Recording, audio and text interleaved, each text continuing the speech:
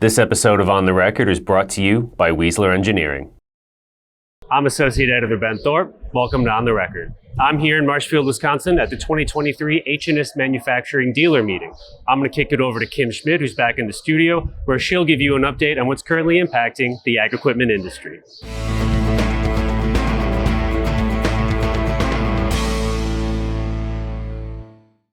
Thanks, Ben. According to a recently released report from Farm Credit Canada, new combine inventory in Canada is expected to rise above the 5-year average. Lee Anderson, senior economist with FCC and author of the report, says they predict used combine prices could potentially pull back heading into harvest and through the remainder of 2023. Supply chain constraints over the last 2 years have led to a delayed delivery of new combines, which in turn led to a decline in new combine sales and inventory levels, he says. According to the report, the tight supply of new and used combines led to higher prices, with the spread between used and new combines becoming very narrow in 2022. The FCC report notes that year-to-date, combine deliveries from the manufacturers have increased by over 100. With most of these units being pre-sold, FCC is projecting combine sales to rise 40% in 2023.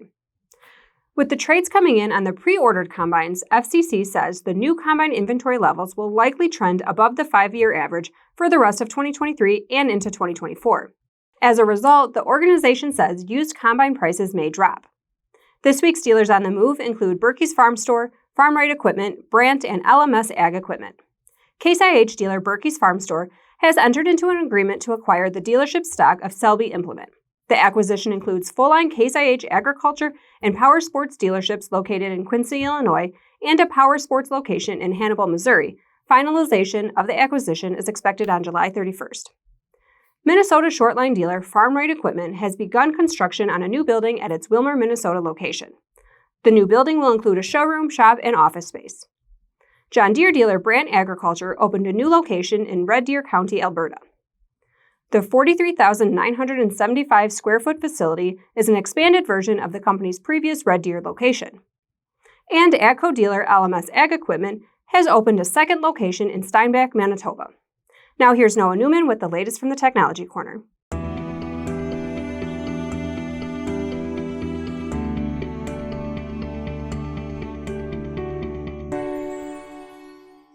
Thanks, Kim. We're talking about drones this week because they seem to be generating a lot of buzz with the growers and dealers we've been talking to recently, and the numbers back it up. In fact, nearly 18% of strip tillers surveyed in the recently published Strip Till Farmer Benchmark study said they plan on purchasing drones next year.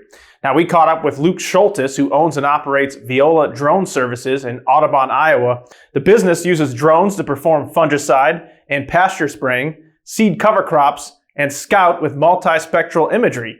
He also uses them on his own farm to apply pre-emergence herbicide, biologicals, cereal rye, and red clover as a relay crop into standing soybeans.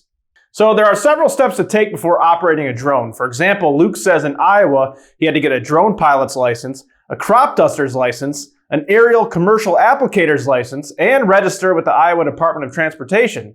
But the process is paying off for Luke, who says the return on investment has been great.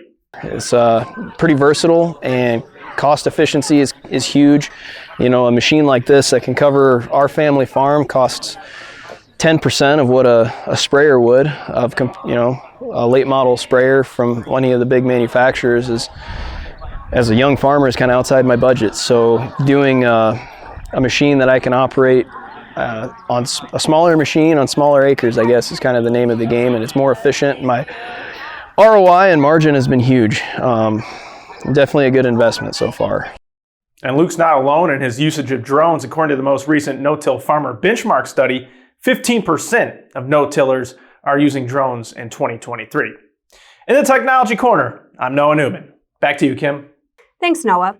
On July 27th, AGCO reported its second quarter net sales were up nearly 30% year over year. Net sales for the quarter were approximately $3.8 billion. For the first half of the year, net sales were about $7.2 billion, up 27% versus the same period of 2022.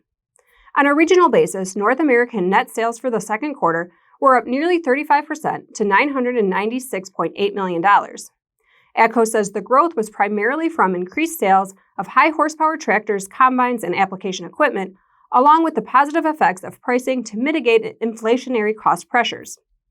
Net sales were up about 15% in South America to $598.6 million. The largest growth in net sales was in Europe Middle East, where AGCO recorded $1,990.8 million, an increase of nearly 36%. In Asia Pacific Africa, net sales for the quarter were up 8.2% to $236.5 million.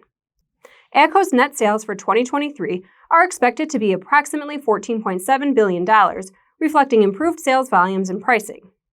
Gross and operating margins are projected to improve from 2022 levels, reflecting the impact of higher sales and production volumes, as well as pricing and a favorable sales mix. According to the results of our latest Dealer Sentiments and Business Conditions survey, used combine inventories remain elevated. In June, a net 31% of dealers reported used combine inventories were too high. This marked the 5th month in a row dealers reported used combine inventories are too high. One Corn Belt dealer said, "Used inventories are growing. We are exceeding plan on combines and becoming more concerned on inventory levels over the next 6 months as used values fall." Used equipment pricing was reported down for the second time since July 2020 at 4% year over year in June, similar to last month. CNH Industrial announced its second quarter earnings this morning. For the second quarter, consolidated revenue was up 8% to $6.6 billion. Agriculture net sales for the quarter were $4.89 billion, up 4% from $4.72 billion during the second quarter of 2022. Financial services revenue were up 28% due to favorable volumes and higher base rates across all regions, the company says. This was partially offset by lower used equipment sales due to diminished inventory levels. Stifel analyst Stanley Elliott said in a note to investors that the second quarter results were slightly below expectations for industrial activity sales. Elliott says top-line misses versus consensus appear to be due to the ag segment and driven by destocking in South America, as well as delayed sprayer production in North America. We suspect weaker small ag sell-in trades is also a contributor. Bottom light beat appears to be driven by better-than-expected margins, which is likely, at least in part, due to better mix in ag, more large equipment sales, and pricing. This week's data point is brought to you by the Precision Farming Dealer Summit.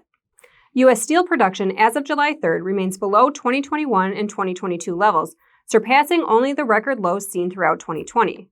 Steel production for the year began at a 5-year low of around 1,600 net tons, though it has only slowly risen since then.